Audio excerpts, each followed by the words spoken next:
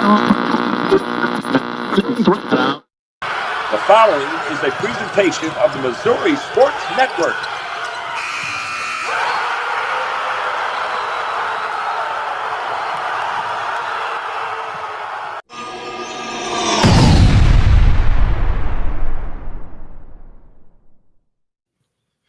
Hello again, everybody, and welcome back to the Missouri Sports Network here, the Missouri Milestones, the podcast, here coming to you live here on this Thursday morning. Certainly glad that you've tuned in, and as always, the Missouri State Highway Patrol reminds us to take that 3 seconds and buckle up.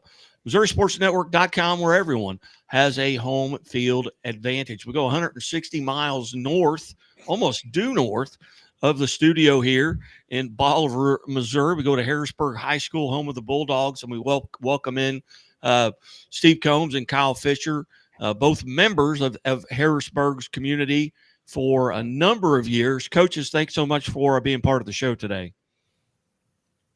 Thank you for having us. Yep. Coach, I got to talk to you guys. Have both been members of that community for many, many years, if not all your life. When were you guys first introduced to each other? What's the earliest memory? Because I know it's got to be at least a quarter century ago that you guys first laid eyes on one another. And we'll start with Kyle. Kyle, that's your question here. Yeah, so I think Coach Combs came back to the community. I think his first year here was 99, 2000. Being from here, though, and growing up here, I knew him a little bit, definitely knew of him prior to him returning to Harrisburg. And so, I was probably a little too young to watch him play in high school, but, growing up in elementary school and then eventually into middle school, definitely knew of him. And whenever it was announced that he was returning to Harrisburg to be the head coach, I think I was in 6th grade. And so attended his youth camp over that summer for the first time. And I think that's really probably the first time that we got to interact with one another and that he was officially, my coach. Coach Combs, you're a 1991 graduate. I don't mean to put an age on you there because I'm an 88. I'm an 88 graduate, so I'm older than you. And you two are very young. Kent Mueller alongside, as always, there in the bottom left of your screen. But Coach Combs, what are your first memories of Coach Fisher? So I've known the Fisher and Mueller family, for generations here. I'm I think 4th or 5th generation family from Harrisburg, and I've known Kyle's mom and dad. I watched them both play in high school, and I've known Kyle since he was a little kid. Actually, as a basketball player, probably my first impression was my mother told me there was a pretty good 5th grader on recess when I was coming back, and the next year he was in 6th grade, and my mom taught here for 37 years, and she'd always give me the lowdown on who was pretty good, who wasn't, and Kyle showed a lot of promise even way back in elementary on the basketball court at recess, and so she told me. So I probably watched him play a few recess pickup games when he was in 6th grade. Probably looked out my window, and so I've known Kyle really since he's been a little kid. As you look back on, your career, obviously you graduated in 91. Coach Fisher graduates in 2006. You got to coach him all 4 of those years. At that time, you were the all-time leading scorer in Harrisburg history. What was it like as you saw him say, you know what, he's got a chance to catch me? What are your thoughts there? And obviously you encouraged him because you won a state title together in 06. To win a state title with him, that was definitely, I was more than fine, okay, giving up that scoring title. I would trade that every day of the week. And then, Kyle was a special player for us and, got a lot of time as a freshman and then became, one of the main pieces as a sophomore and just had an outstanding career.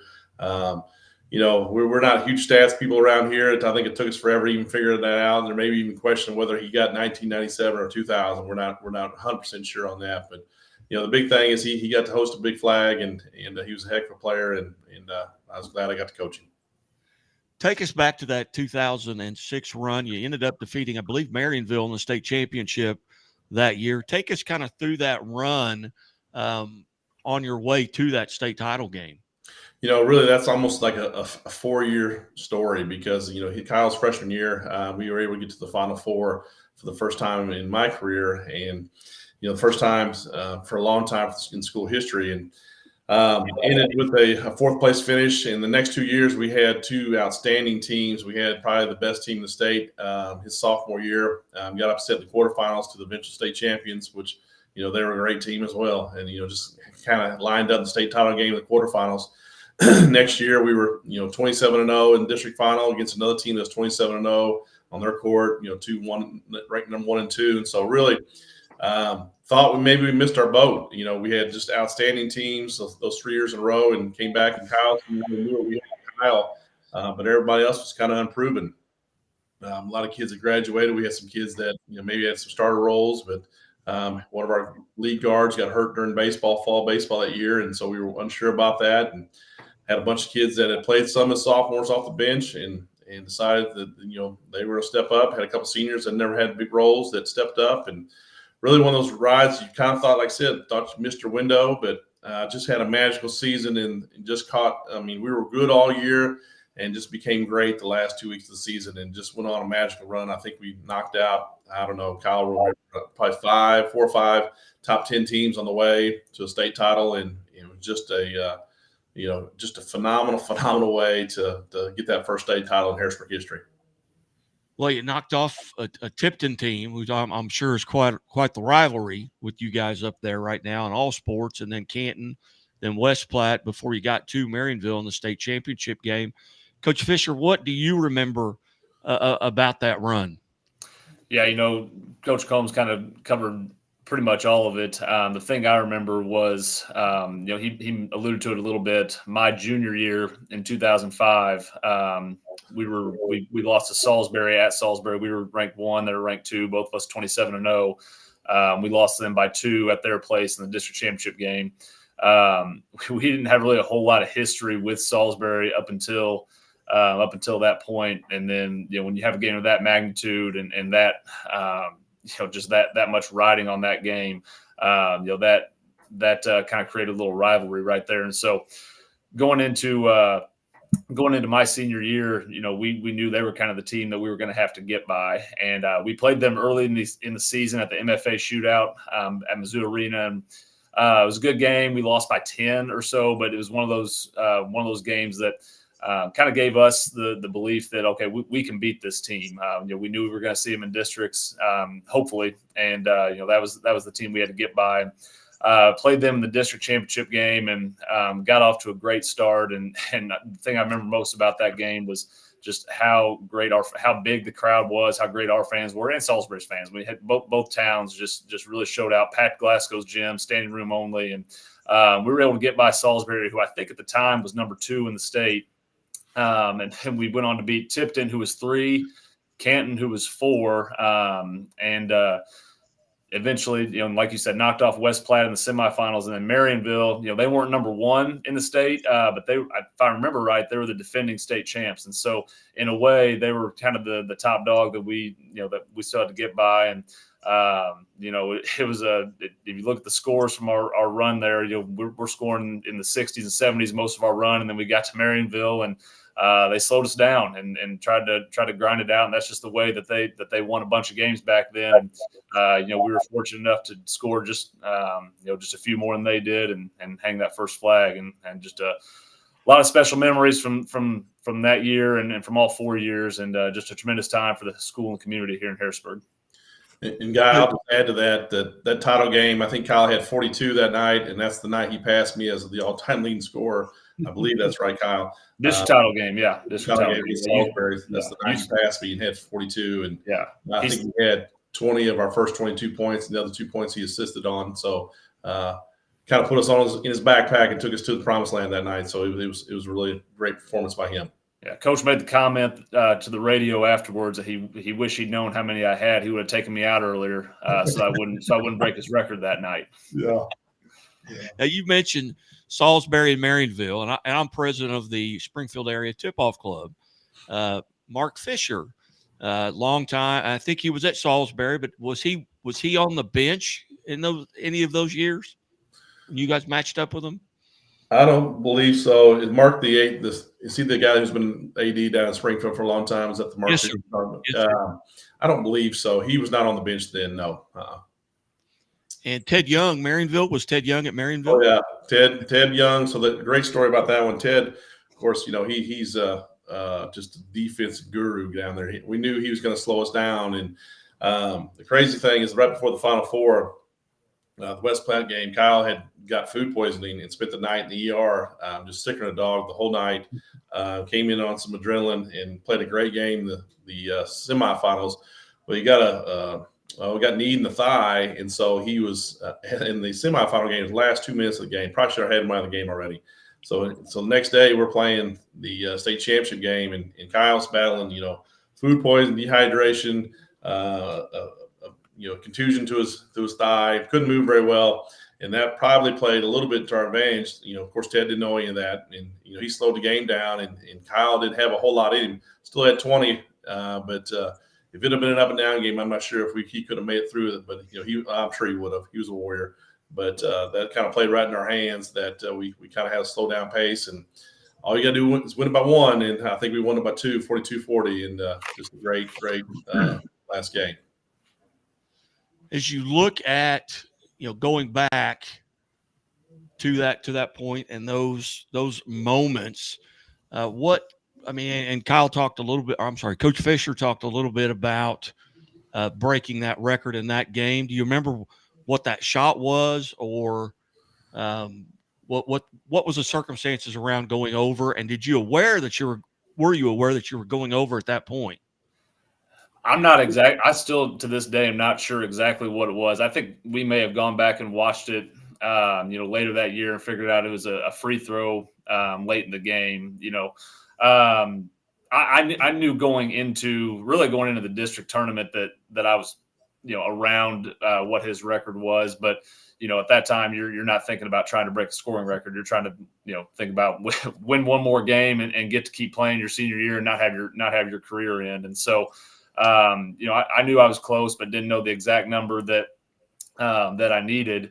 And, so it was late in the game, and, Salisbury's, they were trying to foul a bunch, and I was fortunate to go to the line several times and hit a bunch of free throws. And I think, so one of those free throws, I think, is the one that put me over or that broke the record. And I didn't know until I came off the court, and Coach Combs' assistant, Davin Stidham, who was another former player of his. He's actually the one that told me that I broke the record. I'm not sure how he knew how many points I needed, or if he and Coach Combs had talked beforehand. I'm not sure, but he told me how many points I had and how many I needed to get the record. This was, again, after I'd come out and the game was over. And so, that was obviously a thrill.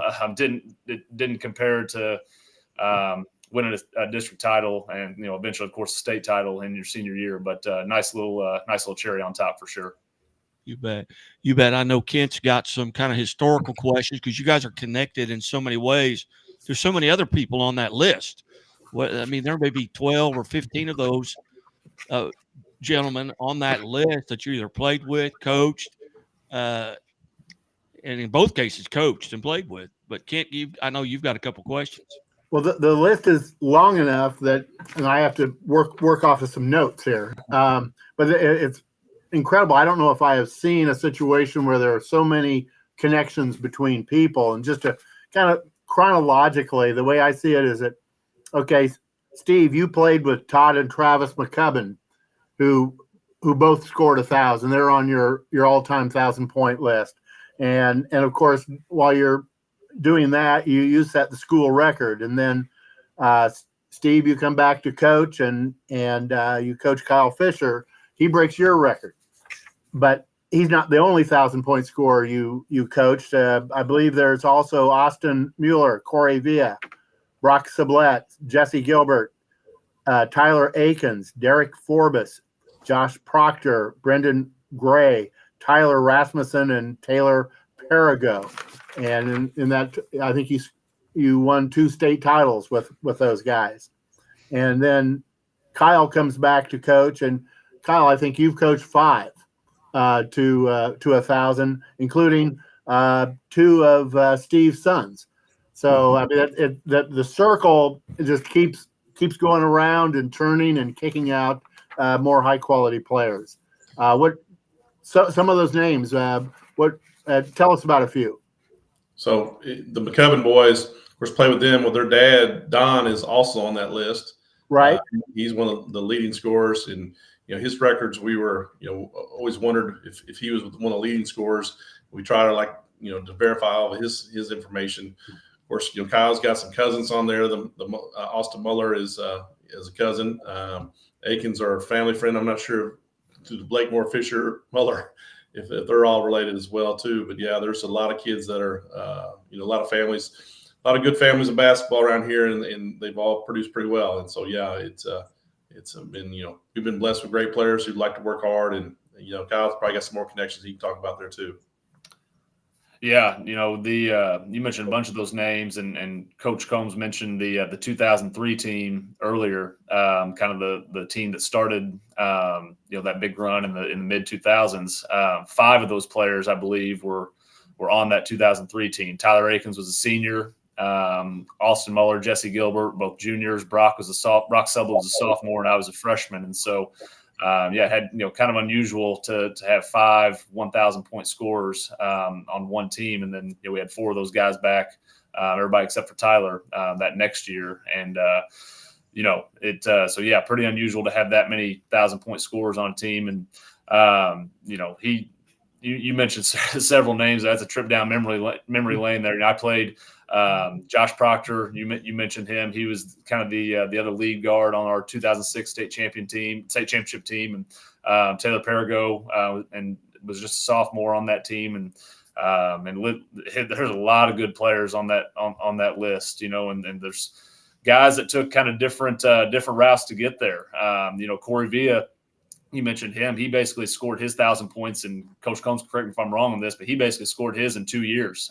Didn't play varsity basketball until his junior year, and then was an all-stater both his junior and senior year. And so you have guys like that, and you have guys like Austin and Tyler, who both played a lot as freshmen, and then just were super consistent players all the way through their senior years and scored it that way. And then you talked about kind of coming full circles. Coach Combs actually coached Cade. He was the head coach for Cade, Cade's first 3 years. And so I believe Coach Combs was Cade's coach when he got his 1,000th point his junior year. And then I was fortunate enough to take over Cade's senior year and had a great team. Cade had a great senior class with him and had another 1,000-point score in that class with Cody Carl. And then obviously just getting to coach Trace here. I was Trace's coach all 4 years, and Coach Combs sat on the bench with me for 3 of those years. And Trace had a phenomenal career as well. And Coach Combs, correct me if I'm wrong on this, but I think Trace passed Cade in his last game, in Trace's last game, and pushed him over the top of that list. But